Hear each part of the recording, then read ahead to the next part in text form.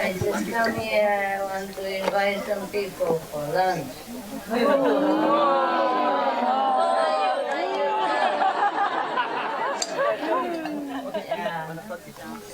I don't really know whom I should invite, so, okay.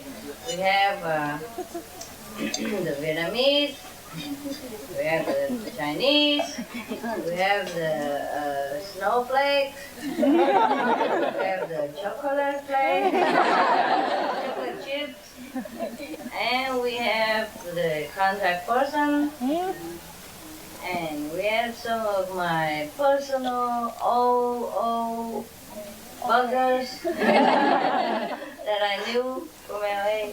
So what shall I do? Okay, I do mini mo. Huh? We start from here. Okay, you start. Mini mo. This for me and this for you. What was that?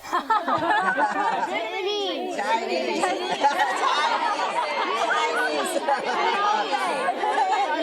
Snowflake? Oh, thank you. Vietnamese, Chinese snowflake. Thank you. You're very honest. Teacher, trainer. Are you Chinese or Vietnamese? Chinese. Oh, you're Oh, Chinese. that's why. Honestly, it's a very good quality. Yeah, okay. So you can come also. Okay, I think we should go on and I go and have lunch with the snowflake. Oh, the chocolate chip also is okay. They also, I mean, it's a chocolate coat only. And sometimes you make a sponge cake, and inside is all white and blonde, but outside they put chocolate coating. Yeah. So maybe they can come along, huh? Okay? Chocolate coat. Oh my God. All right, now you know, huh? I'm very fair, huh? Yeah. Not like I love the Vietnamese better or anything. In fact, I don't love them at all. They look too much like me.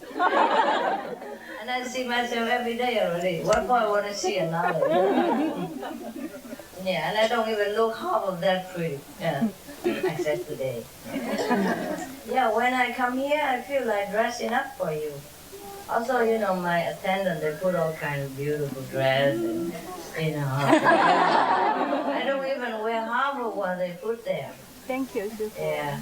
So it just feels like inviting, Just to be pretty for a change. You should see me when I'm at home. With my bird on one hand and the dog on the other hand and all kind of color on my body, Okay, huh? I love to see you, but it's your resting time. I don't want to waste your time. I'm going to...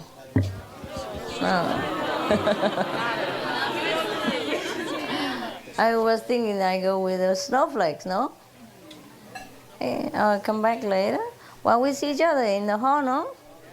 Or you want to sit here and meditate? Are you laughing? No good? Sit here also not bad, huh? Is it very hot in there? Isn't it nice, huh? My God. You have so much blessing. Yes. You must have meditated a very great deal at home. So that God loves you. Yeah. Yeah, we need some more blessing in this world, huh? So many terrible things happen. Things have to get worse before it get better. Huh? Right? Yeah. You get to the worst and then you get to the best. That's the Taoism philosophy. Okay, let's hope so, huh? Yeah. So who consider themselves snowflakes or chocolate flakes, raise their hand. So make sure they understand what I'm talking about. Huh? Yeah, okay. No, you're not snowflake. You are cornflake. You like me, you're cornflakes. Yeah, we have chocolate chips, we have snowflakes, and we... Actually, what do they call it? Snowflakes? Yeah, that's what they call themselves. Cream flakes, sugar flakes. Why sugar? Refined sugar. Huh? It sounds more appetizing because snowflake, we don't eat snow, right? Chocolate sound good, no? So, sugar, huh? Rock sugar. Rock sugar? Rock candy? What? Frosty flake. Wow, that's on top of the chocolate. Oh, okay. Huh? Too much sugar. You're right. I can't afford it, huh? Never mind, I eat anything. All right, you know where my old house is? Well, over there. Well, if you don't know, it's bad for you. Because if you left your place empty, 10 would take that place, and I'd be overcrowded. Okay, if you don't know, you try to find out. There's a map somewhere for treasure hunting. You know? Okay, just follow somebody who knows. I'll see you in a while. All right? But I see you all in a while also. You can come, of course. Thank you, Master. I don't know what flag you are, because to be honest, you know. Indian, what kind of flag is that? Curry flag. Okay, let's go, hey? Let's go. Thank you for...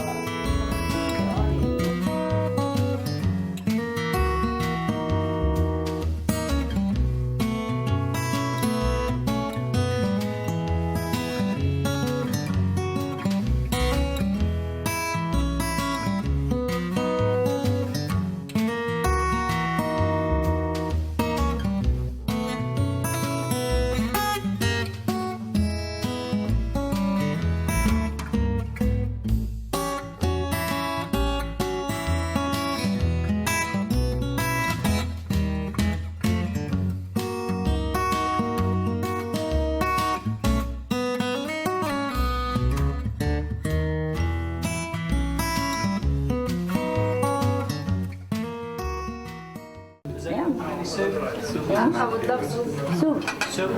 It's made of just some mushroom stuff. Mushroom and silk. Anybody else? No, you go. Anybody else? I don't want to make you greedy. Just take the big bowl, that's all right. Take the whole thing. There was a two friends eating in the restaurant, you know, and they were eating fish. So there were 4 of them, and the one just keep eating. It's 3 already. Yeah.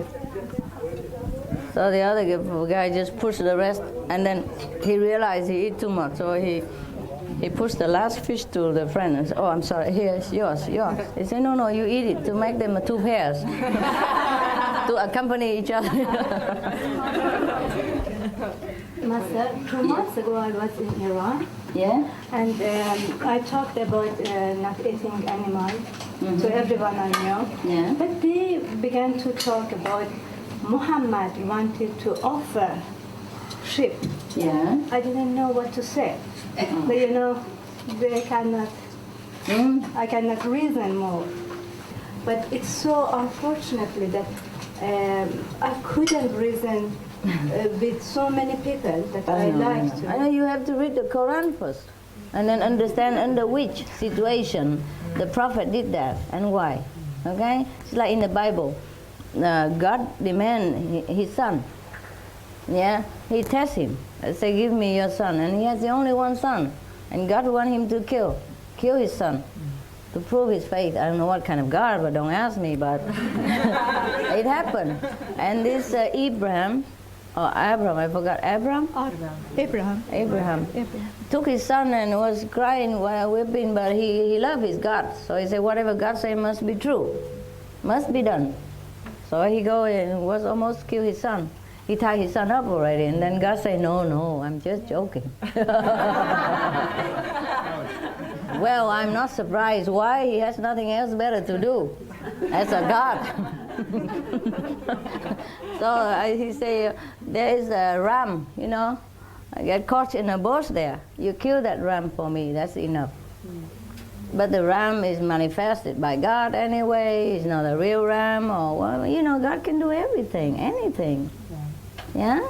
So there's no mystery about what the master does or not do. He has to do what he has to do. Sometimes it doesn't look conventional. Yeah. Sometimes it doesn't look like moral. But the master has to do what he has to do. Yeah. Sometimes to do that. Just like sometimes you remember. Okay. Imagine the police, huh? Or the chief, the sheriff, or the detective of the law, huh? Sometimes he has to cover himself and go out and deal with the criminal, buying drugs from them, exchanging fake passport and money, and pretend to deal with the illegal stuff, and then they catch them later. You see what I mean? Have to do with them in order to convert them. Many things the master has to do, not necessarily he likes to do. Yeah, some people listen, some people don't. They don't listen, all of them, you know. I mean, it would be good, huh? But it's also good that don't all listen. Otherwise, I don't have enough center. This is very small, and we all crowded already. We're thinking of buying another one, you know, and blah blah blah blah blah, you know. Yeah, it's okay. Whatever happened, happened. Everything is okay. Really like that, you know. I mean, if you want to remember yourself and you suffer so much and you want to progress quicker than usual, then I may help you. If you don't and you choose a slower road, who cares? It's all yours. You are God. Whatever you do is correct because you are God and nobody else there. If you choose to be a criminal, if you choose to be a bad person, so that you can learn by mistake and turn around and recognize God as the opposite of that dark and terrible force, then you may do so. Have you, otherwise, maybe you've been killing enough and you're tired of this life, you want to, you know, be a saint, then you may choose to do so. There are many ways to choose, you see? So I don't mean that you kill people and then you become God. It's not that. But you have to learn from the opposite. That's why we are here. You know, everything we do here is opposite from Godhood, from upstairs. If we are up there, we don't need to do anything. We don't need to eat. We don't need to worry about money. We don't need to have sex. We don't have to marry. We don't have to fall in love. Nothing. You see? So everything we do here is opposite to what we should be. And that's how we recognize ourselves. Huh? We recognize a man by seeing a woman. If there's no man, there's no woman. It's okay. Everybody is okay. Everybody is God. Even the worst criminal in the planet, he is God. And he has chosen that path. The God within himself. Yeah. There's no victims. There's no murderer, nothing. Tell you honestly, I mean, at the end of it, there's only one person. Only God. Did the victim choose to experience that? Yeah. Okay. They do, I bet you. They agree with each other. Like theater. This guy agreed to play the villain, the other guy play hero, they both just actors. Understand this? Yes. Yeah, before we came here, we agreed with each other, I'm going to play that part. And I help you to become a hero, so just kill me. Yeah. We choose to be initiated also, right? Yes, you did. How else can I do it? You are God. Can I force you? You are God. You must remember the one inside there. If we've chosen, how can you explain that some people don't stay in the path, they drop out? And they choose to drop out. Yeah, because maybe they came in, maybe their time has not come and some influence them to come in. You know, some of our good weather forecaster disciples. You know, my master, my God, if you don't follow her, wow, I know. I don't know. What else is there for you? You know, sometimes they think bringing them here is good. No, they have to be ready. Yeah, I always tell you all the time, they have to be willing. You can explain to them, and if they understand the logic and they come by themselves, and that's good, they will stay. If not, they come because of you. Say, oh, what do I have to lose? You know, let's check out what he's doing in there, you know. Because if I'm not initiated, I cannot come. Sometimes the mind tricks them, and that time has not come. And some people initiate only halfway, but their will is not strong. Of course, it's not like, okay, in heaven you promise to do something. When you come down here, the tests and trials make you do something else. So you have to overcome the mind. It's not that easy, like you choose to be initiated and then there's no temptation. Wonderful, everybody become Buddha in one day, you know. It's not that. You still have to fight for it. And some people lost the battle and they come back again. One more life is nothing for eternity. You understand? We always do it. Just like sometimes you play in the theater and you make something wrong, you say the wrong script, and the director said, cut, do again. Okay? It's no problem. It's like theater. One scene is just half a day or 2 hours. For us, one life also is nothing. Nothing is it's a fraction of billions of a second in the universal plan. So we come back again and again. We don't feel tired. We're okay. It seems very long when we are here. Yeah? My God, aren't you pessimistic? Master, recently I asked Master in my meditation that when I check out of here, I would like to go straight to the 5th level. I really don't want to come back here under You don't ask much, huh? Well, it shall be done. I don't care what it takes. It shall be done, don't This worry. time I had enough. Yeah, okay, cool. And so, Hey, don't is worry. this possible? You will change. Yeah, possible. If that's all you want, that's all you get. No problem. If you keep that idea in your mind all the time until the time you die, then you go there. Okay, now the next step would be that if I were to reach the 5th level even before I die, then I would be able to have Master better here. while I am here. Sure, but Is that possible? it could be possible too. But I don't know if it's possible with you. It depends on you, you know? Depends on how you I do come. anything. Anything.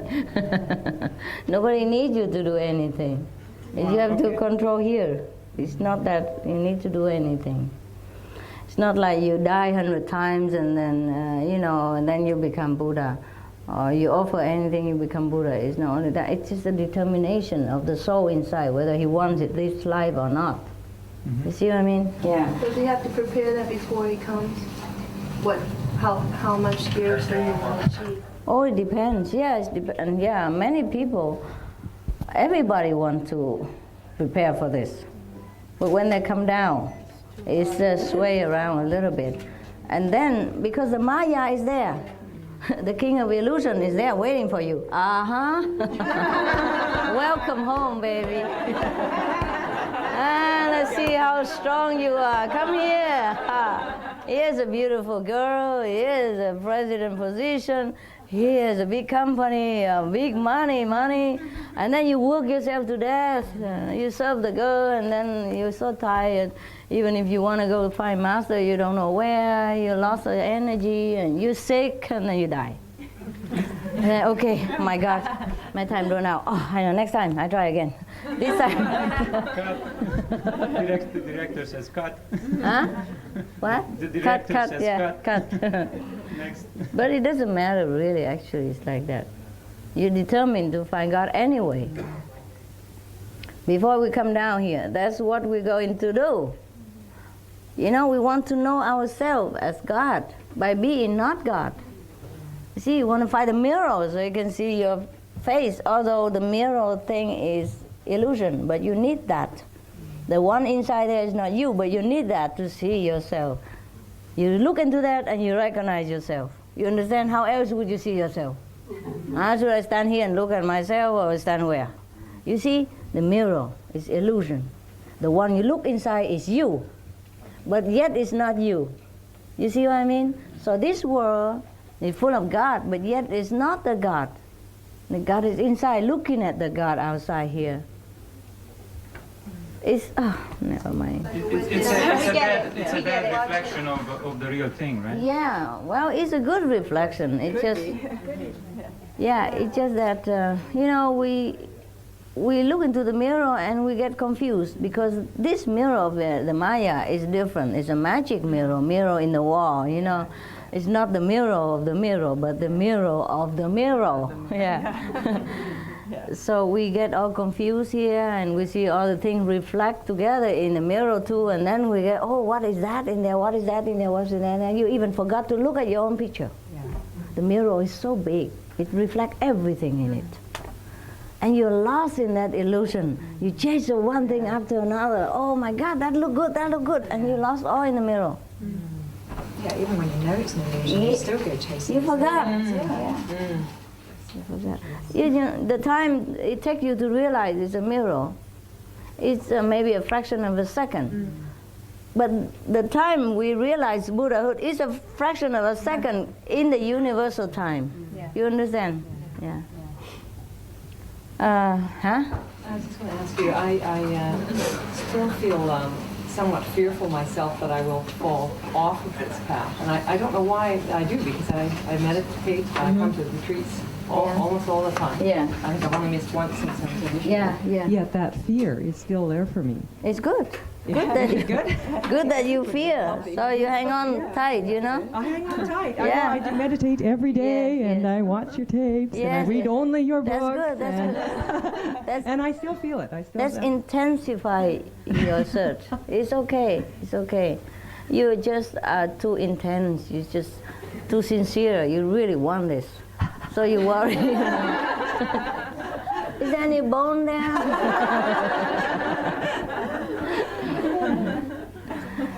Yeah, that's what it is. You're so intense, you worry, you lose it, you know. And that is good. They're very one-pointed. Eh? We never can be sure with the Maya. Never.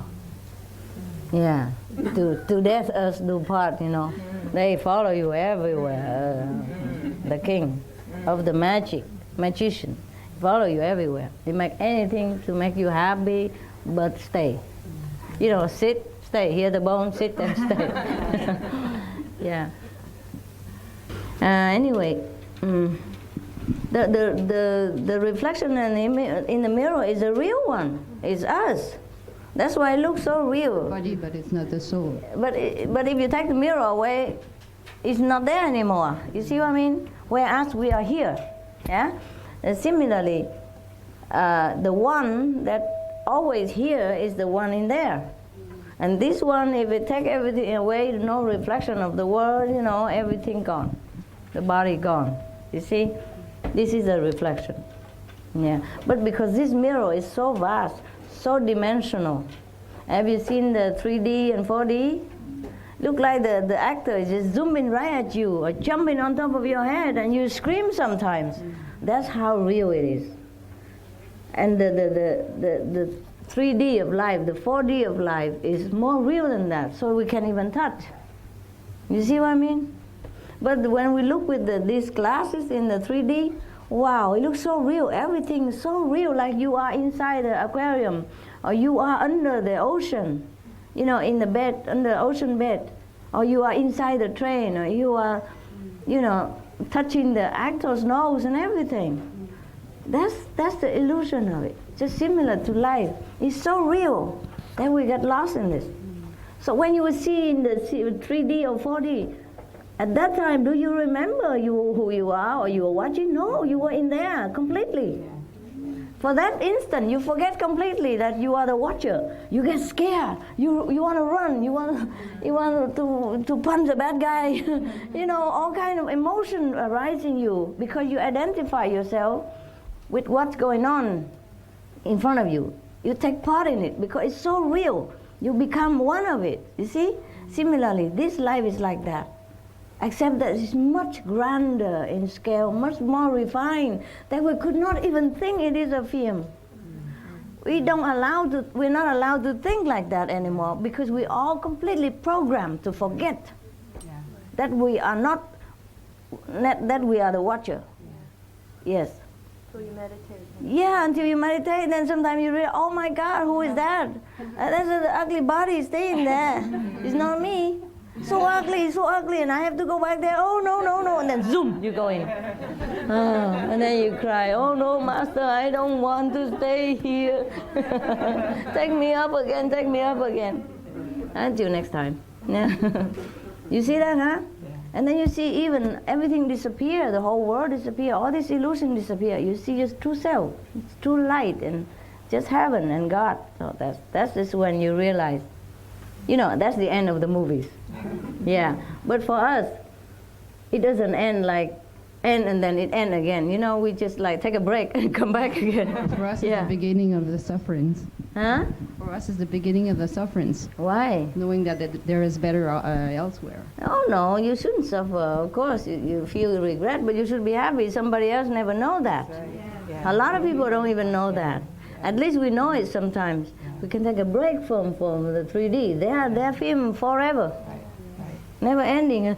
What? And wear out all the emotion, all the energy with the film.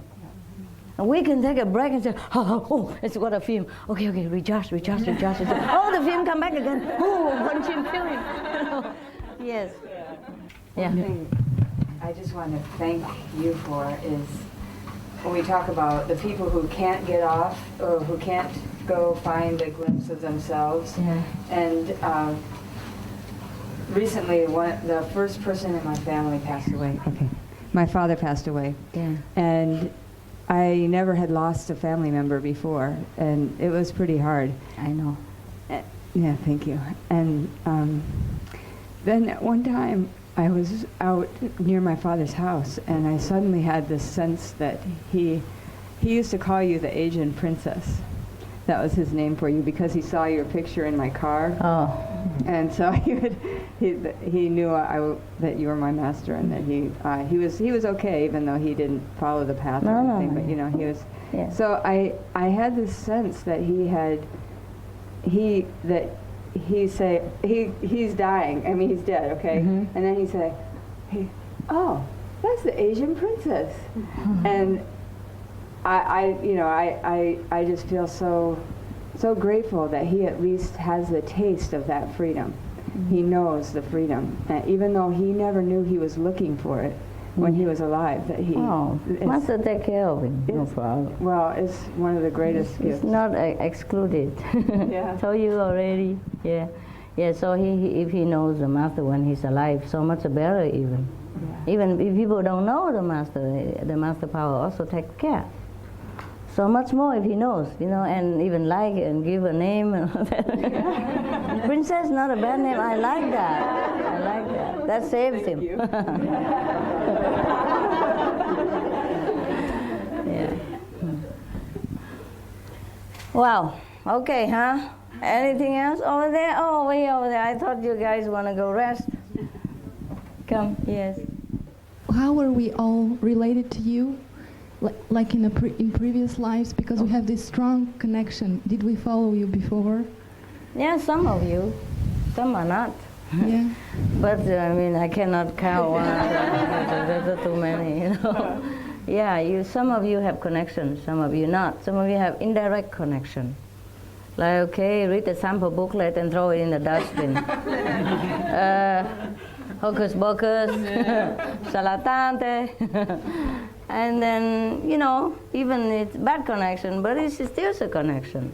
If it was a good connection, sometimes like, okay, you know, your friend follow the master and you don't abuse her or anything, you don't say anything bad, but you don't believe. But because through your friend, you know, your friend pray for you.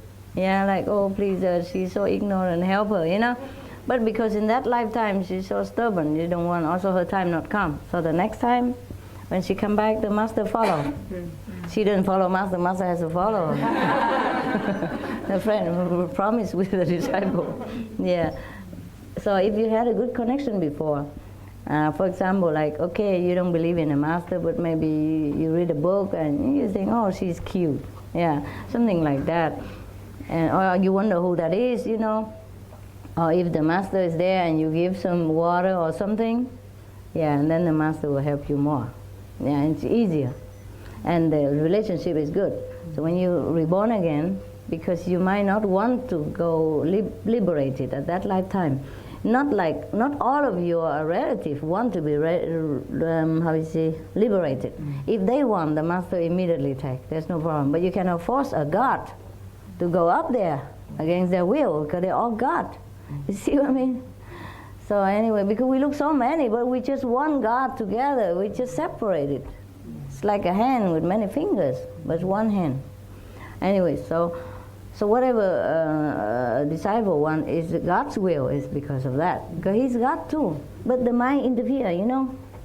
So sometimes you want to, but the mind tells you, oh no, eat meat, drink wine, it's good for you, a boyfriend don't like, and blah, blah, blah. But at least when the master, you see master, you give something, or you say hello, you know, respectfully. Then even though you don't want to go back to heaven this lifetime, you're too busy to enjoy your worldly heaven.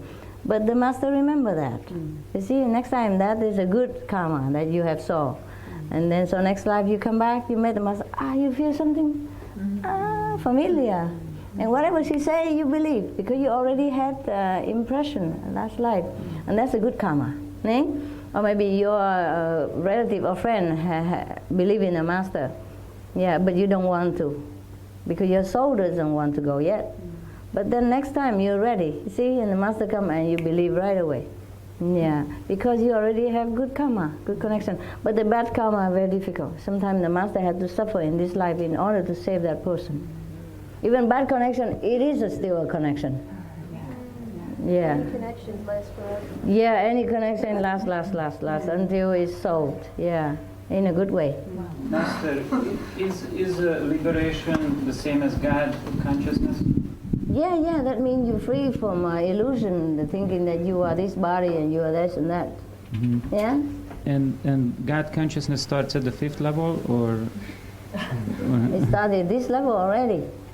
Yeah, but obscured by the mind. Yeah, I mean complete realization. Yeah, complete begin at 5th, but it's never complete. Yeah? You remind me of, remember when, Master, you said about the Buddha was a man, he's into numbers? You like question? Yeah. Master, can I ask a question? Sure. I don't pray a lot for myself. It's whenever life just happens and I meditate, and if it's positive, I take the positive, and if it's not, I meditate more. But I have a question about praying for others. Often when it's usually bad circumstances happening to people we love or people we don't know, and we say, oh, let's pray for them. Yeah. But, so I sit down and I think, okay, pray for them, but then I think, but they're God, and they chose this, and they might learn something. Everything bad that ever perceived badness happened to me was a tremendous learning experience, and I changed and grew in so many ways, so I can't say it's bad. Yeah. And I think that might be for them too. So my question is, how can we use prayer to help people, and what does it sound like? Well, if you feel like praying, then you just pray automatically. At that time, you cannot help yourself. Because you pray not just for them, it's for yourself. You understand? So that you can bear that situation. Comfort yourself. Yeah. Because sometimes you see people suffer so much, you cannot do anything else but please do something. If it's your will, yeah? Or at least you pray for, please, whatever happened, let him benefit from that, so he can learn and know you better. But who cares? They all will know him or her at the end. That's what I said. I think to pray, then I think, but you have to meditate. No, you have to I don't know what to say, because I think, you know, it's, and whatever's happening, they're going to know it's more on the path, more of it. So. Yeah, then it's okay. If you realize that, then you don't pray. But if you have to pray, you pray. Okay? If you don't want to, you don't pray. It depends on you. Okay. Yeah? If you think God takes care of everything anyway, then you don't have to pray. But your sympathy is already a prayer. You see what I mean? Okay, that's I do feel all of those feelings, but I'm not sure, like a request, I don't feel comfortable with that. You do wish somehow that this person don't suffer so much, you know, that he doesn't have to go through this, but knowing that he has to. Yeah. You see, that's all. Now, sympathy is also a prayer, you know, because at the moment you think of that person with love and sympathy, you transmit. Yeah, good will, good thinking. And who is it? Is God in there? God look upon the suffering of his own and he feels sorry for himself. So maybe the best prayer is just love, love, love. Yeah. That's a prayer. Thank you, Master. I heard you on a tape say, sometimes a great soul can separate into different souls, a great soul, Mm-hmm. and it's a little, and that you were collecting all the souls back to yourself. Yeah, yeah. Other than the difference between God is everything, Yeah. it could also be a great soul. And I just remembered that on the tapes because I felt so connected with Yes, you that yes. I thought maybe you were collecting all of yourself onto yourself in some sort of way. What is Possible. it really? What is the clear? Like, can one great soul be so much and then collect it onto itself again? Is that separate from just God is just one great being of everyone? That's what I thought you That's were another saying. one. Yes, yes, Yeah. yes. But it was so beautiful. I just wanted to know, is that true? Yeah, well, in a sense it is true, Yeah. because we are but one. Right. Yeah. But we have to play different parts in order to make it whole. You know, the body needs the fingers and toes and eyes and nose. We cannot, the whole body cannot be just a big nose, for example. When they Yeah. see you, they feel like so at home, like coming Yes, yes. back to you. Like, Yes, that's maybe like some so of them. close. Yeah, some of them has been a part of the great work. So which is like a group consciousness, you know, to work for the great cause, so they come back again to do the same thing, or to further evolutionize themselves by doing better thing. Yeah. 'Cause I feel so at home. And Yeah. It's like I just. Yeah, but after initiation, whoever comes for initiation, you know, they're sincere, they feel at home because we all have the same goal and we're one. We become connected again because we have never been separated. It's So the what- illusion that you separate. Yeah. So if you connected, then you feel you are me, or at least a part of me. That's normal. Yeah. The master, of course, can divide himself or herself into thousands, millions of beings and make the whole world, but it's not only that. The master does Yeah. that. Also, yeah, sometimes master have to take some of his own, how to say, dividedness? Dividedness. Yeah, in order to help him with work. Yeah. So if you see whoever who work a lot and sincere and have good experience, then it must be one of the small part of the master. That's what I thought. Yeah. And if, yes, go ahead. I just want to say thank you for helping me in all the bad moments of my life. That's it. The bad I love moment you. or the best moment? And the bad moments and then the best That's a moments. good and moment, every okay. moments. Thanks. Oh, you're welcome. Thank God. Yeah. Amen. Hi, Master. I've been here before in this place a couple times, and in Florida, etc., and in different retreats throughout the last few years. I didn't really want to come this weekend. Not inside, I wanted to come, of course, but because I'm trying to get out of financial debt, and it's expensive and only for a couple days, I thought, you know, I'll just put this money towards my debt, and it will help me in the future. But no, I looked at your picture and I asked, you know, inside, and the response was, "Come, there's something waiting for you." So I thought, actually, I didn't think my mind really gave me a conflict. I didn't believe in myself or that feeling. Right. So I was under tremendous stress, basically in conflict, just like 2 nights ago over whether I should come or stay, you know, spend the money, etc. And of course I come. I always come anyways, no matter what, at the last second. But it seems like I can never get out of this financial debt because I always, you know, I'm not blaming retreats or nothing like that, but it seems like I'll be close and I make all this money and then all of a sudden a retreat comes and there goes $1,000. I'm like, oh my God, back to square one. And along the way also, I've been accumulating other debts as well. So things I find kind of necessary to be normal, to be a normal person living in society. Like you have to have like, you know, a bicycle and a vehicle and stuff like that. I can live without one, but to be normal and to, you know, make everybody comfortable around you, you still need to have basic things, right? So I have to spend my money on these things as well. What's inside? Why does the retreat have to start when you're in financial problem, right? Is that what the question is? I don't think so. Is it okay if, do I have to worry about my financial debt? Is it going to take care of itself? Maybe that's one question. Yeah, a lot of people have debt and he takes care of himself. Either they declare Maybe sea, or they go to retreat in a cell, you know. No worry, right? They go in there, the food and clothes, everything taken care of. the sister just said, like, just don't, basically quit worrying about it. Yeah. Well, try to do your best, though, to overcome it.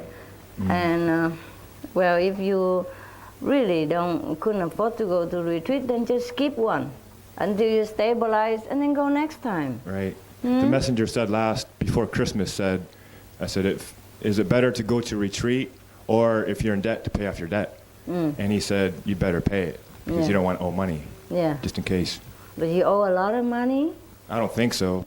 I take care of that. Okay, since you risked your life to come here this time. But I do expect you to do the duty to yourself and to society.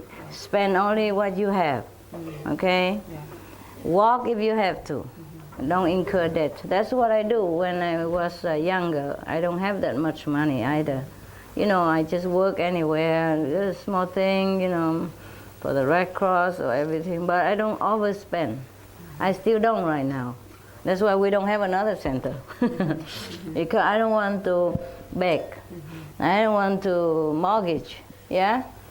You don't feel like you own it, you know? Only when you pay cash then you feel, oh, this is my center. If you pay mortgage, then the bank center. It's not my center, you know? So if I buy a car or a bicycle or whatever it is, I do according to the budget. If I have only $500, then I don't spend $600. Even now, yeah. So just try to, and if you don't have it, then don't spend, huh? I think.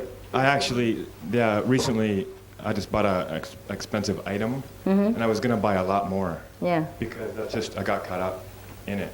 Yeah. And Maya, or pretending that this is going to make people happy in my life and myself, or more comfortable. Yeah, I understand. But thank God, other initiates, I found three or four, and each one gave me the exact same advice that Like you just what? basically gave. Like, just spend within reason. Yeah. Secondhand, you know, whatever you can afford. You don't have to go into debt. And all that. No need to worry who looking at you and think what.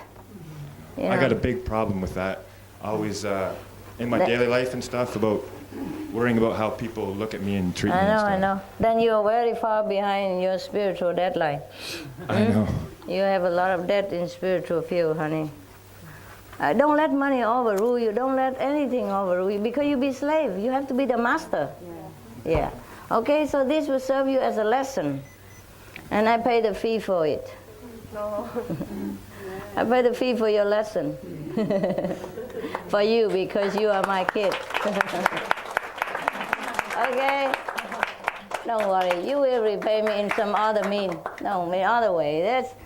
It's not just money, you know. He repay me in his love, his kindness, and his diligent society, and his change of way of living, and his change of way of thinking, and the elevation of his spiritual practice. So this is the way you repay me. Yeah, so there's no need to worry about that. Just a few pieces of money, of paper. Okay. That's the fee for your intuition. For your tuition. Huh? Tuition. Yeah, for your lesson. Yeah. The parent, you have to pay. You know, have to pay for the kid. When they go to college, you know, if they cannot pay, you pay. My God, I told you. Yeah, ma'am. Master, when I meditate, I am in lot of pain in my body. Yeah. So I cannot concentrate. Oh, I'm sorry about that. What kind of pain you have? Did you go to doctor? Yes, but the doctor now checked me whole thing. They say you have only anxiety. Possibly, yes. It is possible, very much. That work out in your body, you know. So what worries you? You have to find the cause. I don't know. I'm very depressed because I feel I'm meditating, but I'm not meditating. I'm just sitting. My God, that's good enough already. Other people go out shopping and spend money on diamond, and you spend your time on God. in your condition and in your suffering like that, you still sit there. It's very good already. Sometimes I feel I'm taking pain off my friends and relatives and everybody. Also, yes. That's possible. That's the price we pay for being a wife. Because a wife means you have a husband. And a husband may have a parents, father-in-law and kids, and the kids have friends, and the husband have parents and a sister, brother, blah, blah, blah, blah, blah. Now my mother is old, she's 86. My father passed away. Now she has become insane. Oh my God. And she also irritates me a lot. Whenever I go to see her, I go her every alternate day to see her, to give her a company. Do you have to stay a very long time? No, I don't stay very long because when she irritates me, I cannot sit there. Every 2 minutes she repeats the things. Of course, never mind. It's just like you don't hear it. Why you have to react to an insane woman? If the dog bark at you, you bark at them too. Okay? She cannot understand. So be compassionate. Be happy that you are not her. That I feel inside myself. At least I have a master, I'm meditating. You don't listen. Okay, you just plug your ears when you go there. Buy some earplugs. And recite the 5 names while she talks. Oh, why the Walkman, put the thing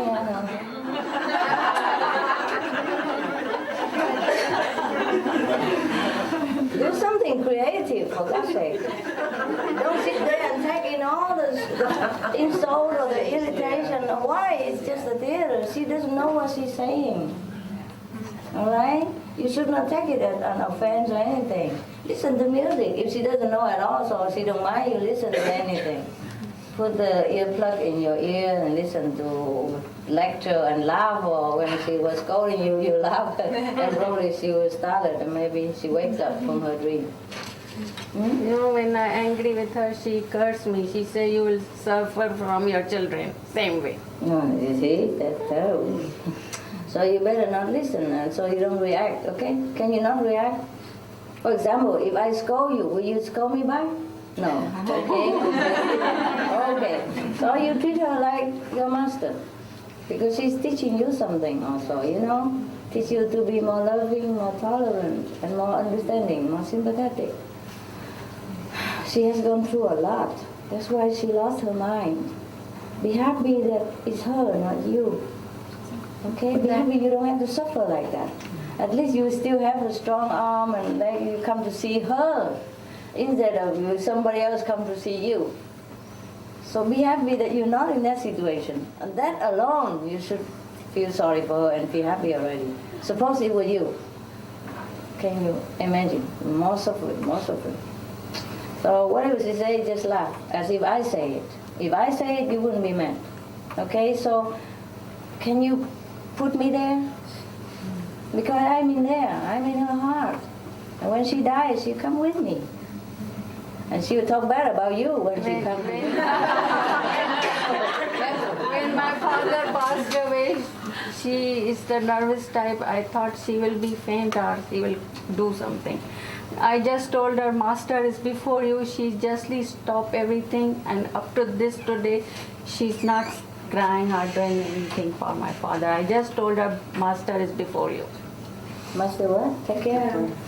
Oh, okay. Then she knows, then at least she believes in your master and she's not saying anything bad. She will be gone before you to be the master, and then she said, my daughter, she was very bad.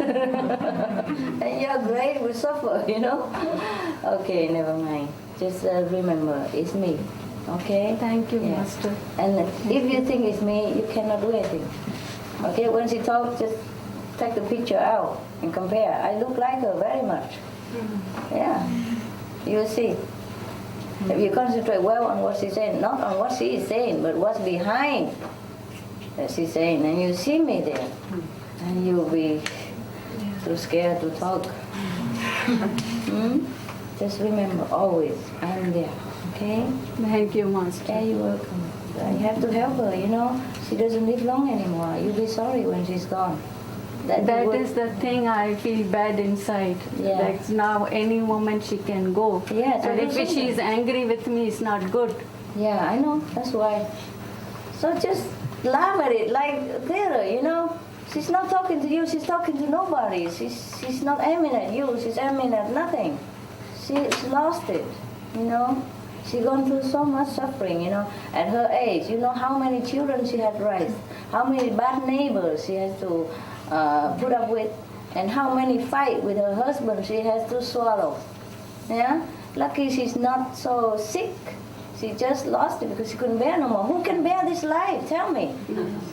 We are strong, but sometimes we could even, you know, fall down and succumb to all this pressure of life. And she's just a very frail woman, and she endured up to now. She's 80. My God. 86. Huh? 86. 86. How many years? 8 decades that she has to put up with this kind of life that we have. And she didn't even have a master. Okay? You're very lucky. Of course, I know it's very easy for me to say it because it's not me. But that's the best advice I can give you. Yes. Just think of it as God. Because it is God too. God is testing us in every corner, in the least expected place, through a least expected person. Because we think, Mother, she should be sweet and all that. Master should be always kind and smiling and forgiving. Oh, she's scolding somebody. You know, you understand? It shock you out, but that's God too. There's no one else is there. I cannot be there always to test you. Yes. So somebody else has to do the job. She's just a stick and you bite down. You stupid. Good. I know you do. Yes, next one. Master, first I'd like to say that I'm absolutely humbled by your realness. I can't put much more into that. I'm kind of at a point right now where it's like I've had to grow up kind of fat. I'm 23 years old. Oh, you have to be responsible. Right. I kind of went from being a kid to yeah. just moved out from mom's house to a man, yes. dad. And I'm a musician. That's what I've known my whole life. You know, I teach classical singing, and right now, and I play guitar and all that. Profession. I'm kind of at a point where I don't know whether I should be killing myself doing a job that isn't me. Mm-hmm. You know, that isn't really helping anyone, helping anyone to be expressive or to really find themselves. You know, in whatever it may be, and doing what's truly me, which is music and whatnot. Yeah. And I have a lot of pressure from a lot of different angles. Yes. You know, one being obviously being our debt. We require a lot of debt over I can't even talk about the amount, but. Being 23 and married and one kid, I know. It's hard. It's really hard. So we're living at her parents' house right now. But that helps. Which is, absolutely. How about your wife? Is she supporting you? More or less, she is. Yeah. Uh-huh. Well, if she works and you work a little, that should be okay. It should be, but I haven't been able to find a real job so that she can raise our daughter other than someone else. You know, like daycare or something like that. Yeah. Well. And it's been like 2 years since I've been doing computer tech stuff, and that kind of went down with the economy and whatnot. So what do you want? You want to quit music and find real money? Absolutely, I do not want to. But it's what I'm just kind of. So what's your question? You don't know where should my energy be? Meditation. Oh, right. But as far as taking care of my family, freedom is my number one goal. But yeah, you should put more energy and concentration on whenever you can meditate. Even if 5 minutes, that should be solid 5 minutes. Okay? And then everything else comes from that. Mostly it's like that. There's so many wonderful stories come from meditation, and you still haven't believed in it fully. You forget the provider. Huh? Because I felt like I was like, you were talking about the movie earlier, you know, it was like I've lived most of my life knowing that the movie wasn't real. Yeah. And even though it was hard to be in the movie, I could still step out of it and say, and then go back in. But lately I felt like I've almost been In the movie, like permanently. Okay. Try not to worry too much, because that doesn't help anything. You have to focus on what you want, okay? And then, for example, whatever you can cut. As far as love concerned, not. But everything else, if you don't need, just cut it. You don't need more clothes than 3-4 pair. One wash, one wear, one in case the wear is worn, and that one is for a special occasion. That's it. Same with your wife, simple, okay? And then if you can go with pool car or go by bus, or get a bicycle with a helmet, instead of a car, for example, like that. Live in the basement if you have to, until you stabilize. The kid don't know the difference between a basement and an upstairs if he has love from the parents. My birds, they don't care where they live, as long as I'm there. Or my dog also. I don't care where I change, or, sometimes we squeeze in one, mobile home or, RV, small RV with 5 dogs and 2 other human beings. There's 3 human beings and 5 dogs in an RV. A big RV, of course, the biggest. Not the biggest, but the big. But still, it's crowded, but we're happy, I almost stay there forever. I don't want to go back home or anything. It's all tax and bills and whatnot, But then I had to go. First, I have to come back, see you. I do other things somewhere else. And then if we come back, the mobile park is taken over. Or maybe the neighbors cause trouble. I have to go. Can you imagine? Even I live in a RV. Some people always come and bug me. There was a lady, I live there so happily. A month you pay $150. That's it. No more bill, nothing. Just there, and you have electricity, water, and everything. And you can stay there forever. It's good, I don't mind, next to her. But the one lady, she had 3 dogs, small one. And she always take them to go do poo-poo right in front of my house. She knew I have dog, and my attendant told her, don't go near here, it's so small. We have a Rottweiler here, and he could hurt you. And she knows that. She come and tell her dog, oh, you don't go there, he could kill you. But then she stand there. And then my attendant says, you have to push leash on your dog so he don't run all over. I bump into my dog, because my dog have to come out sometimes. And they're so strong, they might hurt you. Yeah, but I don't know where my leash is. And my attendant says, there in your pocket. I said, it is my leash here. And I said, come out here. Come. Please come here. I leave the dog there like forever. And my attendant have to chase the dog for her, and she loves that. She come back again every day 3-4 times. Just stay right in front of my door, nowhere else. And come here, dog, don't go there, he kill you. That big dog, he kill you. And hiding the leash in the pocket. Every day she change a different dog. Oh, it's a bad dog today. Why you run over there? And my attendant said, if you just walk back over there, she'll follow you. Dog will go, will follow master. No, I have to take her first. Come here, baby. And when I come out, it's pool and pee everywhere, and we have to take it. And sometimes we don't see it at night, stepping on it.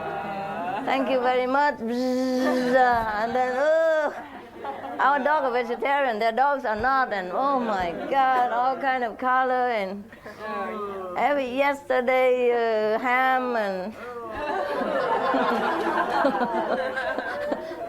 and today chicken, everything is there, and fish and whatever. I can smell it all, but right in front of my RV, always, every day, no matter what we say. We're nice to her, no good. We're firm to her, no good. She just does what she does. So we just can't even stay, even that, because she keeps coming forever. Just to do the same theater every day.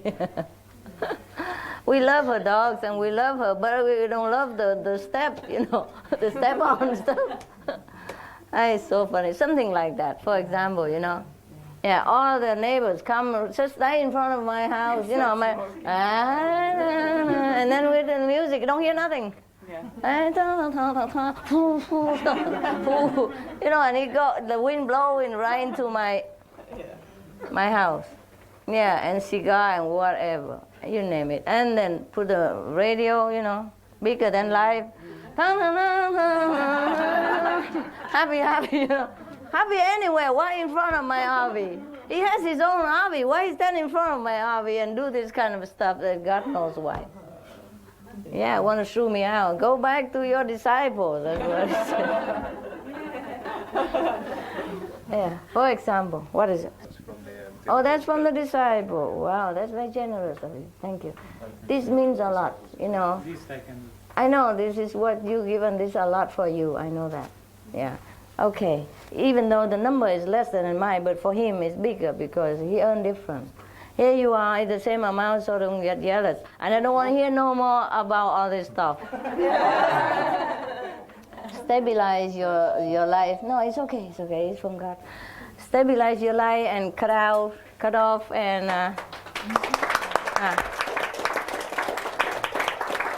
stand on your feet. Okay? Stand on your feet again. Okay? Don't let it get you down. Yeah. Honey, yes. Tell me. Okay. You know what? The success in life is not you driving a Mercedes or whatever. It is how you can be proud without anything. Look, the Buddha, he forsake the whole kingdom, and he's the proudest of all men. That's what I call success. Don't be fooled by the neighbors, flashy stuff, and don't be deluded by them. It's difficult to live in a city without having to show up. You know, if you find difficult to control your mind because so much influence in the city, move to the countryside where the folks are more simple and they open their arms without you having anything. It's better to live where people are less fortunate because then you don't feel you are in need of compare. Yeah. Yeah, find some country neighborhood, something less pretentious so they don't give you pressure. Yeah. I tell you a story. You want to say something, or should I say it first, or? Well, Master, I wanted to take this time because of the two previous stories to tell my experience, and I think that a lot of people can benefit from this. Tell them. And what happened was, I'm an IT consultant. Yeah. And at times I would make more money than I would thought would be possible, but October the 19th, I got laid off of my job, which is nothing unusual being a consultant. Yes. But this time, because of the economy, I haven't worked since then. But what I want to tell people is that at first the ego was hurt because I was laid off and I had worked 16, 17-hour days, whatever, with no warning. Then after the ego got over being laid off and I got readjusted to not having that income coming in and having my unemployment check. Then I said, well, January, income tax checks come and I can get caught up where I was from behind. And so since then, but what I want to tell people is people are amazed when I tell them that I've been out of work since October the 19th. And Master, I want to tell you, I have never been happier in my life. You take such good care of me that I tell people that sometimes even when it seems like I may not be able to make mortgage because I'm single, money comes or something happens where, like in April, I didn't have to pay mortgage because I got to refinance, and they said, well, you can skip a month's payment. I said, Master always takes care. If you focus on what's important, then everything else comes. And when the retreat came, I said, oh, you know, this may be the last unemployment check, but I have no doubt if I can get to Orlando, even if I have to hitchhike or wherever, I'm going because your priority. And it's like, well, Master, when I was in the mall one day, I said, why do I need another pair of pants? That's not important. What's important is I know without a doubt, instead of saying I think I know that I'll be taken care of, I've had to live it since October and not think of it in theory. And to me, I can't explain it, but it's just money is nothing. It's illusion. But see, it's not the money thing.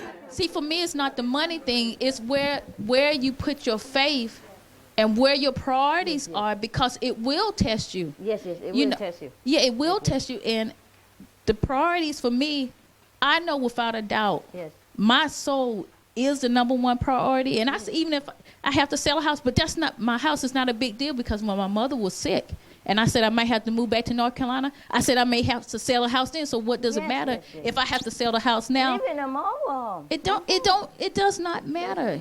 Your Even soul. a motorhome. Yeah. So I just want to tell you. Yes. I just want to tell you, Master, that what you've given me is priceless, and I want to thank you. No, thank you so much. It's all yours. It's all so yours. much. Thank God. It's funny that you thank me. You are God, my God. It's But all thank you for yours. making me realize what the It's all potential yours. that I had inside. What a pity. It's all yours. You are great, my goodness. Everybody, if they know this, there's nothing else that cannot solve. No problem can ever arise. You are just God. My God, everything's yours. It's all yours. Everything is yours. I don't do anything. All I do is just take it for myself, and you take it for yourself. Everybody, the whole big treasure, everybody come and say, come here, everything is here. Just like the table, we come here, everybody eat, And you keep thanking me. I have no credit, really. It's all yours. My goodness, you don't know how great you are. Otherwise, you're not talking like this. You realize just a little bit only. Otherwise, you wouldn't even thank me, because you know who you are. And you know who I am and what I'm doing. But anyway, to go back to reality, money is an illusion. But when you have a kid and 23 years old and you don't have a house, it's this big deal. And it can blind you so much that you so have difficult to concentrate on God. So let's go back to reality. There are books out there that show you how to spend $300 per month only on a couple and 3 growing kids from 5 to 11. $300 per month. The kids go to school and everything. So just spend within budget. There are books. There's a family. There was a famous, they were a bestseller. I don't remember who it is, but it was on a newspaper somewhere. But you go in the bookshop and you probably ask something like that. How to economize, how to live on a small budget, thing like that, and learn from that experience. Yeah? I live in 300 US dollars. I live. But in Hong Kong, right? Yeah, Hong Kong 3,000. Oh, Hong Kong also expensive. I live. And you're $300 by yourself? 3,000 Hong Kong dollars. And how much is that US? Maybe 300. Yeah? Little more. Yeah. 300. Yeah. That's all you need really. If you're not doing the job that I do, well, if you don't have to, if you cannot afford retreat, don't go. No? I'm not mad, or God is not mad at you. You do what you can, okay? Take care of yourself. Okay? Yeah. Yes. I am not happy if you incur debt and suffering for yourself and family because you want to go to retreat. If you can, go. If you don't have enough talent to manage your life, and don't do it, okay? Yes, what? But it's for 23 years old, I'm not scolding you. I probably was off, but I never was in debt at 23. Yeah, never. Because I just spend what I have. I do any job. I work even in the hotel, and I work cleaning the dishes, and so I pay my bill. Somehow I manage, I don't know why. Yes, sir, go ahead. Hi, Master. I've got a few questions, actually quite a lot, but... Yeah, I know. Go ahead, number 1. Yeah. I got married when I was 19. Yes. And I lived on student income, which is like unemployment. Understand. For, I think, from 1986 to 1995. Wow. I did a degree. I did a master's degree. I lived in London. Student. Yeah. Oh. I had 2 children at that time. So you can maybe show him how. Yeah. We can learn from each other, You have to know where to shop, what to buy. You never buy anything new. No. You look in the shop and you buy secondhand, everything secondhand. Yeah, and you go home, you wash in bleach water or boil water and disinfect it and hang in the sun for 3 days and then you wear. And the master takes care of you like this, because what happens is when you go to the shopping, you see something is half price, the fruit is half price, the box is bent, you get it cheap. All the time something happens to you. Oh, you will just fall into that. Yeah, really. Evening time they give you half price. Bread and everything. Yeah, they just help you. Vegetables, I know. half price. After 5 o'clock, half price. Yes. It's not only that, but you don't even have to buy.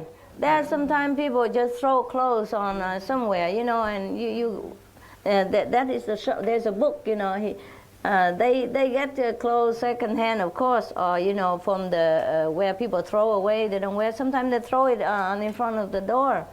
But a lot of good clothes and big bed and table, everything. They just took them home and wash it and then use it. And even the toilet paper, they press it flat so that the kid don't go and the whole toilet paper come out. It lasts longer, they told me. Things like that, yeah. But the kids and everybody look so neat and tidy, not like they're starving or anything. And she go like buy seasonal, food or thing, and she go home cook and preserve it, and then eat it when eat it slowly, fruit or vegetable, whatever. Yeah, but of course it takes longer. And she doesn't work. He doesn't work either. And they both eat and drink and have all kind of clothes they want. And I tell you what, honestly, from my own story, it's not trying to make you feel bad or anything. Because we are brothers and sisters, there's nothing we be ashamed of. Sometimes you'll be in bad luck. It happens. Yeah. So we should help each other. It's okay. Yeah. Don't feel bad because you will repay us or society in a different way later. Oh no, maybe you become a millionaire and maybe we can have another center from you. You may be a musician, famous. Who knows? Look at Madonna, whoever. They were nobody before, no? Yeah? Everybody start from nobody. Yeah. I think the most important thing is you got to love your kids and spend time with them. That's the most important thing. Yeah, they're happy even if they have only 2 pairs. Yeah, because we had almost no money, but we ate and had clothes and go in the park every day and I play with them. Yeah. And they're really happy and beautiful children. Now look around some other families around near me, relatives. They have everything new, but sometimes the warm relationship is not there. True. So I realized the most precious thing is spending the time with the kids and be happy. You should be lucky if you have some little income enough so you can practice. Because the more you work, the less time you have for your kid and your own. I got initiated. And the children might go drug and all that stuff because being neglected. Yeah, that does happen a lot. Actually, one of my other questions I need to ask you about how to look after the kids when they're growing a little bit older. Yeah.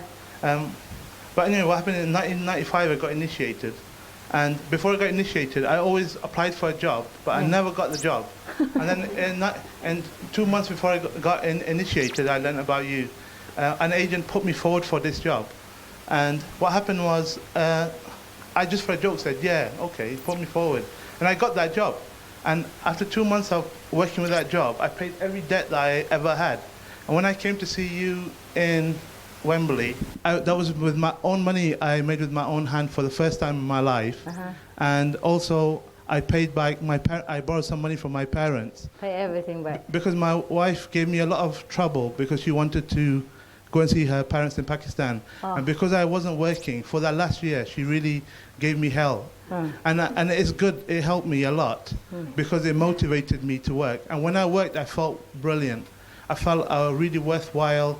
My sense of self-esteem was there, which is very important to a man. I don't know. No, he's working, but he wants to work in his musical I know. field. I was designing some computer games that I was going to sell. Wow. And then as soon as what happened is I got a job as a programmer, which is all boring work, but it pays bills. Yeah. And then after a while, you don't care really what you do. The most important thing is you take the opportunity. Any opportunity that presents itself, you take it. It's true, because that means God wants you to do it. Yeah. That way. Then later, you always get more and more choice as you go along. Yeah, I also wanted to be a musician so badly. I hid everywhere and tried to learn with my cousin, so I can do a few notes, because I learned by myself. But hiding from my father. Because in our country, musicians, singers, especially women, are almost like low class. Like no education, looked like a beggar, or kind of prostitute, kind of thing like that. Anyway, not respectful. Sure. So he never wanted me to learn anything. But I love singing and I love to be a musician. But I could not have it. So I listened to my parents and do something else. And I have lost my opportunity to be a musician or a singer, whatever that was that my dream was. But I still feel like I could have been a better singer. I would have still loved it. But it doesn't matter anymore. Look, I become something else. It's even greater than a musician. Yeah. Yeah? And I teach everybody different music. He's a real musician also. Yes. No. Yeah. What I mean is, we do have to sacrifice sometimes. Something, right? For somebody else. Yeah, for somebody else. For your wife or for your children. Yeah, also do something else. Or maybe God wants us to do something else. Yeah. There is one sage in India, he says something like, don't do what you want, and then you may do what you like. Yeah. And that turned a very bad and brutal Muslim into an enlightened saint immediately. Don't do what you want, and then you may do what you like. Yeah, this is You'll be allowed to, you'll be able to do what you like. Yeah, and then you're free, you know? Because you keep slaving for what you want. Sometimes it's a kind of also bondage. Maybe God doesn't want you to do that. Oh, sorry, the other side of the situation is like this. I also had many jobs because I'm a consultant. So I work for some months, then I'm out of work for many months. Yeah? And what I realized is this. When you cannot write your last page rent check, something will happen. I know I'll be in the job. Because I've done it so many times now. I have complete faith in that. Don't care anymore. Yeah, I know that before, I lost one of the job 2 years ago before Christmas. It was my stupidity for working too hard and finishing the job early. So they said, oh, you finished the job, bye-bye. They think you are bad. Yeah. Now I've learned from that. But anyway, I don't want to... No, it's okay. It's good to be honest. Yeah. But I give them what they need now, as opposed to what I can do. Oh, okay. Yeah. Well, you just tell them the package, like I can finish this in 5 days. Yeah. But then he would then make me work at that same pace for the whole of 2 years then. Oh, I understand. That is not good for me. Okay. Or for him, I don't think he can afford it. Yeah. I tell you what, when I was a student, at one time I was also very, I was very hard. I don't even have any money anymore. I went to France, you know, and I do some housekeeping job. But then for a doctor family, and there was a kid in there, and she was terrible. And the wife didn't understand, and she blamed me and all that. But this is not the point, And the doctor felt sorry for me somehow. And he was very handsome, and I was very young. I was 23. So kind of, I also felt kind of, I don't know, sympathetic relationship with him. But of course, I was born in Vietnam, and you know, no messing up with the married men and things like that stuff, the Buddhists, you know. So just kind of having a crush, you know, little thing, but nothing serious. I don't even touch him or anything, you know, don't even look at him. But he's worse, you know. And I thought this okay like this, no problem. But then one day he advanced, you know what I mean? And he almost, he took me in the bedroom, and then I said, no, I don't do this. And then I had to leave then. Because I realized this time 2 people. If only me, then it's okay. I can hold it, you know. But now I know this guy is even worse. You know, he couldn't hold it. I didn't know he was, you know, having in love with me or anything. I didn't even know. So it was easy. So I thought it was me. But it was him all along. I didn't know. So now I realize the situation is not good. So I have to leave immediately. I didn't take 1 penny. I was too proud to ask. You know, also I love the guy, you know, and I don't feel like asking money like that. So I just left. I don't have more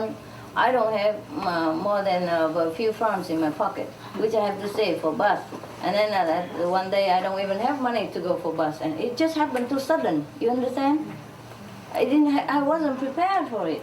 I was just cooking, and he come and sweep me literally off my feet. So quick, I don't know what to do. You know, and then so anyway, afterward I sit down and talk to him, you know, I say, it's okay. You know, I know this good, but we cannot do that. You're Catholic, I'm Buddhist, you know, we don't do this. And he understood also, not he didn't, but then I know today I can control myself. I don't know if tomorrow I can. Because right now I'm not alone anymore. You know, if I'm alone and I feel like okay, just a fancy, it's no problem, just romantic thinking, young, you know. But now he really advanced, you know, also physically, and I was scared. You know, I say, if I stay here longer, I'm going to break up his family without even wanting to. And what am I going to do? Send his kid somewhere, or let his kid live with his mother, and then he divorce and come live with me? Do I want that kind of picture? Do I want that change in my life? No, of course not. I was young, but I was morally very well educated, so I left. I didn't have a place to stay. I don't know half a soul in Paris. I don't have a job. I don't have more than $10 in my pocket. And after a while, I have to walk home. You know, I just, you know, take the discard newspaper and look for a job. And then I got a job, all right, in the restaurant. And I could stay in that restaurant behind also. You know, it's not a room or anything. It's a storeroom, but it's okay. I have somewhere to stay. 3-4 days, I didn't have any food. And they let me stay a little while in their apartment, you know, upstairs, separately. But I don't dare to come down during all that time. I had to stay there for a while, but I don't want to see him. So I don't even want to go down and have food. They say, come down, eat, you know, even before you left, just come here and eat. But no, I stay there, just borrow their place, you know, where I stay. Because when I got the job, I had a room too. But upstairs in the 6th floor, and you have to walk up 6th floor. I tell you, that's a very good thing. After you walk on 6th floor, you don't fall in love anymore. You worry you might fall, you know. And that's a good thing. And for some 3 or 4 days, I don't have anything to eat at all. Nothing to eat, just drink water. And I even have an injured pigeon. I take it into my apartment. So I gave him the last bread, whatever I had. And then later he's gone. And I got a job too. And then that doctor wanted to come see me again. Oh my God, and I had to run from that job. Yeah, I was stupid. I let him know where I work. I said, I'm okay, I'm working here, it's okay. But then he came and I had to run again. But I had a few dollars more in my pocket. You know, I work a few days.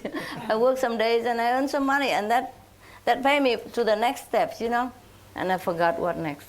I forgot. Oh yeah, I got a job in a hotel or something like that. I can't remember. Of course, it cannot be, you know. And then I continue studying, you know, a little bit French, or study French, like way of life and things like that. Fun, you know. As much as I have, it was fun. And so I'm telling you, you know, life can test us really severely sometimes, eh? So don't feel like you're alone, huh? I've been there too.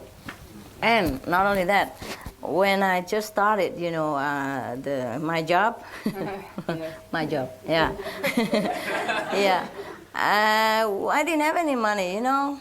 I spent all my money, you know, when I first came there. When I first came to Taiwan, I don't know anybody there, but because I'm Buddhist, so somebody, I don't speak Chinese, so somebody from the Buddhist Association came and took care of me because he speaks English.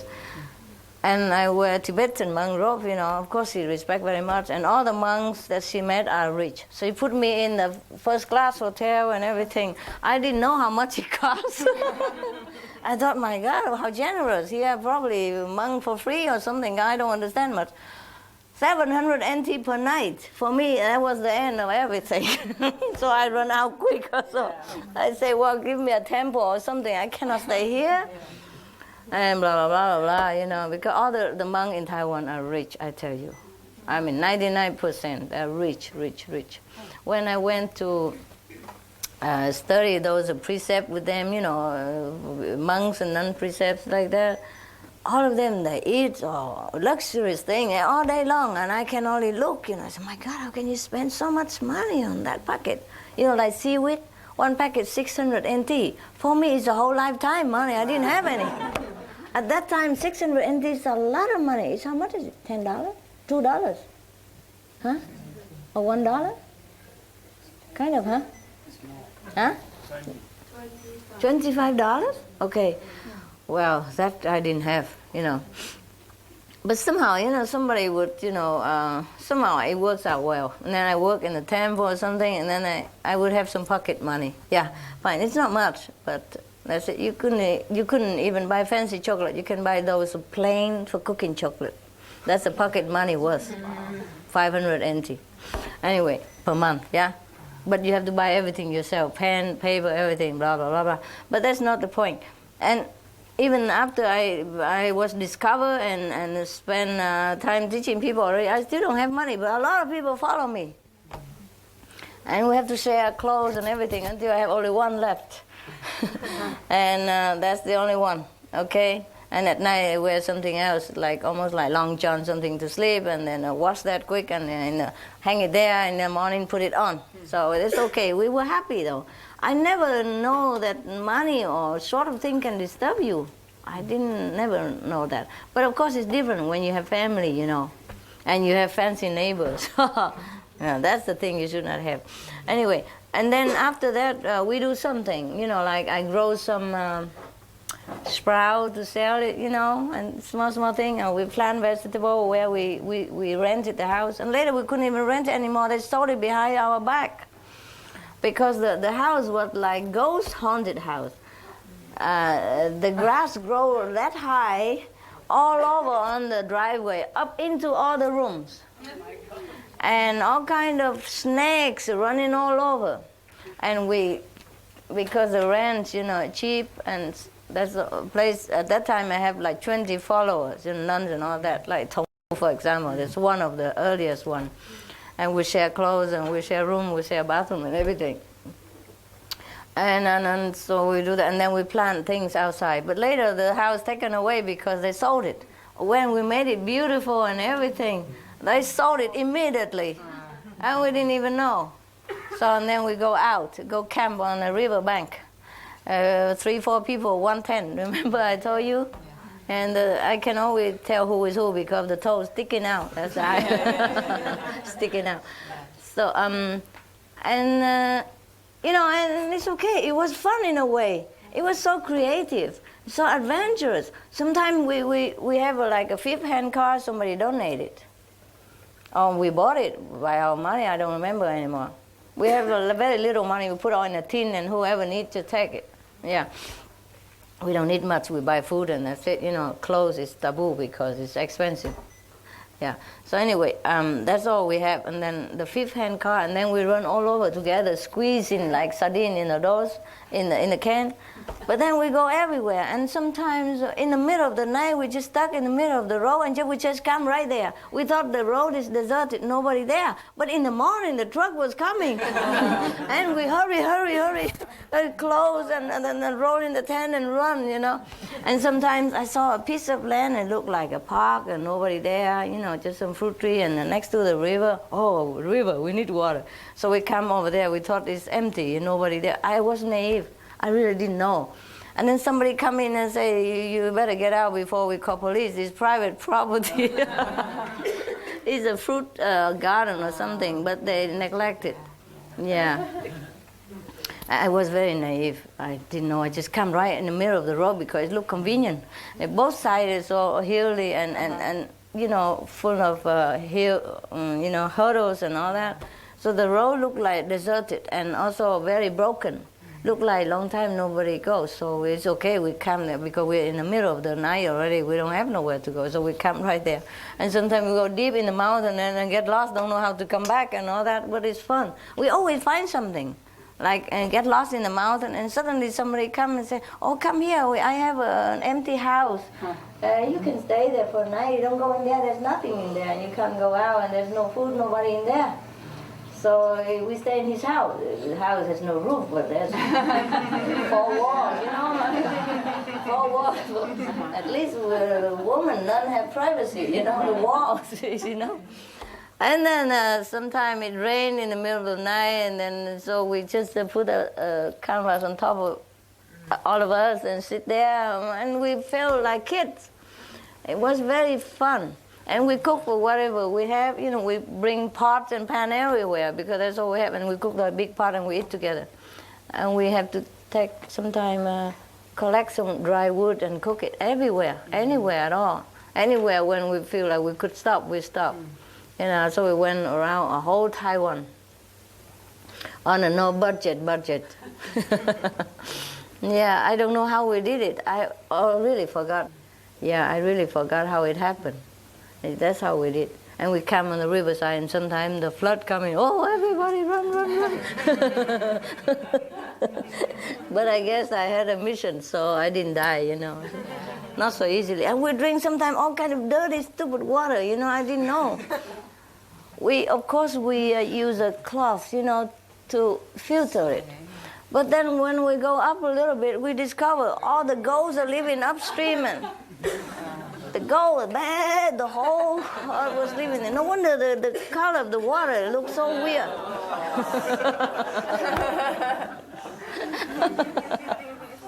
Yeah. But we live it. Yeah, all that, and I didn't have one bacteria in my body. I drink all the Ganges filthy water with, downstream from the, let's say the leprous village. Yes. I didn't know until I go up, but it's too late. For example, you know, drink all kind of river water everywhere. My God, God must really love me. I have to say, this guy is really love me, or else how would I survive? You know, how would all of my nuns and monks survive, and how would they survive even? Yeah, under that condition, and we didn't have enough. We didn't have like nutritious food like right now. He is like king here. Yeah. This come after 5 or 10 years of hard work. And before that, because I didn't need to, I didn't do much. You know, just go lecture under that situation. We go around lecture and come everywhere. And didn't even take donation. So stubborn. Yeah. Yeah, but if I wanted to, you know, I could have had a better car, or, you know, at least they would donate any time. At least a better second-hand car, not the 5th-hand or 10th-hand car. And go sleep any time. You know, we just go 5 minutes and he wants to sleep on the street, and that's it. There's nothing we can do about it. We push, we kick, and we harass, and he just stay there and sleep. And then we have to run because we're late for lecture, and we hike or whatever, and he's still sleeping on the road. And then come back tomorrow. You know, some mechanic just appear from nowhere, you know, and come and fix it for us. Thing like that, yeah. But I have never wanted anything better than what I already have. And that's the beauty of life. You know, if you are content with what you have, that's the biggest blessing from God. Yeah. Actually, on the other hand, sometimes it's very important to come and see you. I remember one time, a few years ago, maybe 99 or 98 like this, I was very sick for about 2 weeks. Really, it was an illness, like a very karmic illness. Yes. And after the 2 weeks, I couldn't walk or anything. Oh, must be flu. Felt very sick, and my mind was like totally broken. My tongue was like this. I had fever, restlessness. One day I fell off the bed and I was on the floor, and that's the first peace I had for 10 days. So I told my wife, if I don't move after another half an hour, don't move me, I'm comfortable, but call an ambulance. It was really so bad. And also I didn't have a job. At that time I lost a job and was out of job for about 4 months. So the unemployment people wouldn't give me money because the way I was paid before. So I had nothing. I tried to get a job anywhere, but I couldn't get it. Yeah. But anyway, what happened is, when I was just getting better, the week after the illness, I got an email from one of the brothers in Oxford Centre. Yeah. He said there's a retreat or 2-day thing in, I can't remember where it was now, but I think either you were there or I don't think even you weren't there. Yeah, it was a 2-day thing somewhere. Yeah, so. But I had this childish thought in my mind that I should just go to the cash point and steal 200 pounds and buy the ticket and go. And it gave me peace for the first time. Yeah. I felt happy like a child. I thought I should go and do that. And that's the first time I felt happy for, like, it was and I think I needed that. So that's what I did. I was in debt nearly to the limit. So I went and took that money. You stole it? No. Well, no. It's not. Oh, the limit. Okay. Yeah, I can take some money back. I was thinking he went and stole it. And that's why he was so happy. Okay, so what happened? Okay, you did it. No, I did it. And when Took the last money. Yeah, because I knew it was going to be okay. Yeah? Then when I went to that place, Yes. it was a jewelry exhibition, I remember. Oh, then it's And in Paris. I was looking at all the jewelry, the rings. Yeah. And I never wanted a ring before. I think, how can I possibly afford such an expensive thing? And then I thought, if I should see which one I would buy if I was going to choose it. Mm-hmm. And then I tried them on, and then I ordered the ring. Mm-hmm. And then you see, there are people worse than you. What? He gave you advice, but it's worse. Okay, you ordered the ring with no money, with credit even. It was the worst situation financially of my life that time. Yeah. But when I went back, I got a job, my health was back, I paid all the debts off, I had the ring, came about 1 year later, Wow. Everything was done. So it just depends in your heart what you really need at that time. Yeah. And sometimes it looks like it's bad, but you shouldn't worry too much about numbers or anything like that. Yeah. You should try to live not in debt. It feels good. Probably for the first time, I'm not in debt now. Uh-huh. I've always been in debt for many years, even though I make good money. I understand. But sometimes you need that. Yeah, I don't know. It's very important to come to practice sometimes. Yeah. And even it happens at your worst time, you must find that money from somewhere, or the opportunity will come. Yeah. But then when I went back to England, I got a tax rebate or something, or they accidentally sent me a rebate that I wasn't due for. And my accountant said, "What do you want to do with the money? Shall I return it?" I said, "I tell you what, give it to me now. I'll use it, and then later I'll pay them back when they ask for it." Borrow is okay.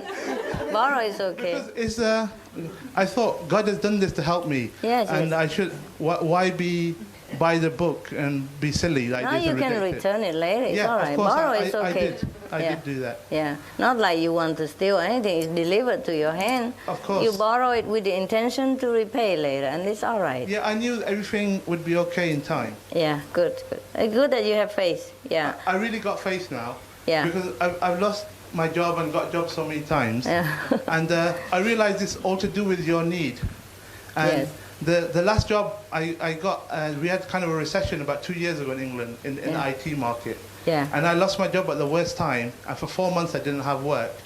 And one day I went home after lots of interviews. I had lots of interviews, then I started having some offers. And I wrote the rent check. And as soon as I tore it from the paper, I knew that this was the last money. And as soon as that happened, within a few minutes I got a phone call from an interview that I went on the Friday. And they said, if you want the job, you can come on Monday and start. So it all, everything works itself out financially anyway. Yeah. So really nothing to worry about. Yeah, you should meditate well also. Yeah. But of course, it's easier said than done, eh? And people have different karma. Consider that as well. Yeah. That is true. But nothing God cannot do. That is true, yeah. Yes, the Lila. Yeah. I just want to say, Master, we are very blessed. This is such an honor to be here, and I love Florida. It's so beautiful. I've never been here before, and it was just lovely. It's really nice. But I could also tell the brothers and sisters about all my miracles I have witnessed along my path and along my journey through going through this life. But since I've met you, just have faith, and you will grow stronger and stronger. I have been battered, bruised, mentally, physically. The more Maya's attacked me, the stronger I have become. The more I've turned inwards and found the strength within me. I finished a degree. I went and did a teacher training within the last 5 years. I had major operation, suffered bad marriage, and all sorts of things have happened to me. But I'm here to say I accept everything that comes my way, and I see everything as a blessing and say thank you to God, because I have learned so much and I've witnessed so many miracles. And just have that strong faith within you, and you will all get there eventually. And we're so honoured to have such a teacher to guide us. And we always keep saying thank you to you, but we would not been able to. I mean, you have woken me up, literally, and without you I would still be asleep probably, and I have searched for you always, so, you know. Here you are. Yeah, thank you. Here I am. Yes, exactly. So. You are truly my sweet Lord on earth. Oh my God. You too. Thank you so much. That makes me very shy. What did you say? Say it again, please.